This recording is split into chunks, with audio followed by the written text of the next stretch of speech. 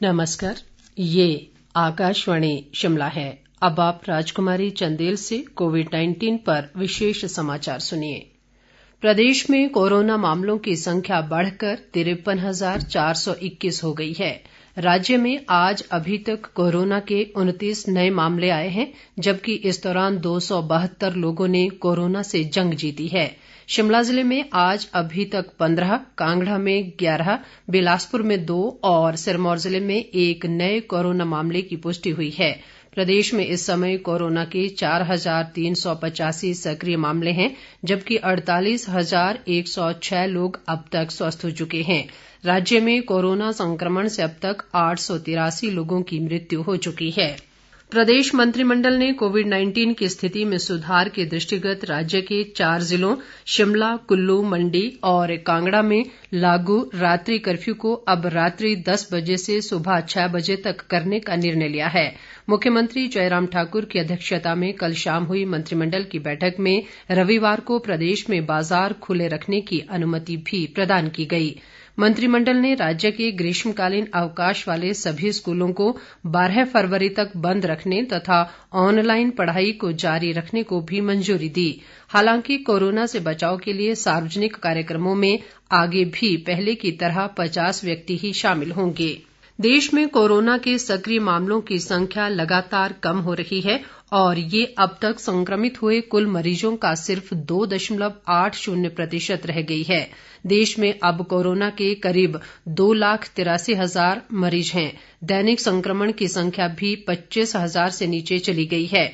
Corona से ठीक होने वालों की दर भी बढ़कर 95.75% हो गई है। अब तक 96,93,000 से अधिक व्यक्ति कोरोना संक्रमण से मुक्त हो चुके हैं। मृत्यु दर भी कम होकर 1.45% हो गई है। पिछले 24 घंटों के दौरान कोरोना से 312 लोगों की मृत्यु हुई है। देश में पिछले 24 घंटों के दौरान कोविड-19 के 10,39,000 से अधिक नमूनों की जांच की गई। इसके साथ ही अब तक 16,53,00,000 नमूनों की जांच की जा चुकी है। केंद्र सरकार और भारतीय आयुर्विज्ञान अनुसंधान परिषद ने ढांचागत जांच क्षमता को बढ़ाया है। देश में जांच सुविधाओं में निरंतर वृद्धि की गई है। इस समय दैनिक जांच क्षमता 15 लाख हो गई है। केंद्रीय स्वास्थ्य मंत्रालय के अधिकारियों ने बताया कि उच्च स्तर की जांच से संक्रमित लोगों की जल्दी पहचान, उन्हें तुरंत आइसोलेट करने और प्रभावी उपचार में मदद मिली है। इसके कारण मृत्यु दर भी कम हुई है।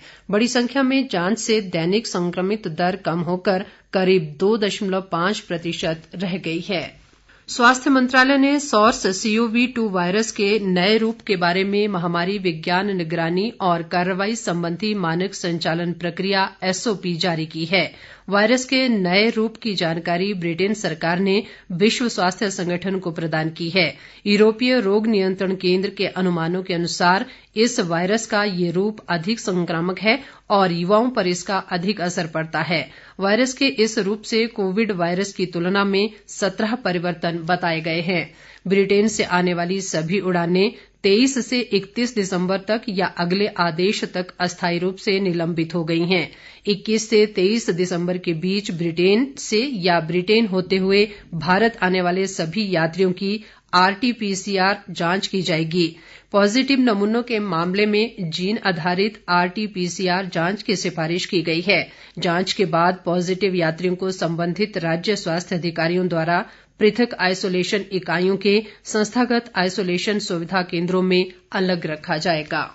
केंद्रीय स्वास्थ्य सचिव राजेश भूषण ने ब्रिटेन से भारत आने वाले यात्रियों की स्थिति की समीक्षा की है। उन्होंने वीडियो कॉन्फ्रेंस के जरिए एक बैठक में ब्रिटेन से विभिन्न राज्यों में पहुंचे तथा कोरोना संक्रमित पाए गए व्यक्तियों और इस बारे में किए गए उपायों की समीक्षा की। ब्रिटेन में पाए गए SARS CoV-2 वायरस के नए प्रकार के बारे में वहां के महामारी निगरानी और कार्रवाई मंत्रालय द्वारा जारी SOP पर बैठक में विस्तार से विचार विमर्श किया गया।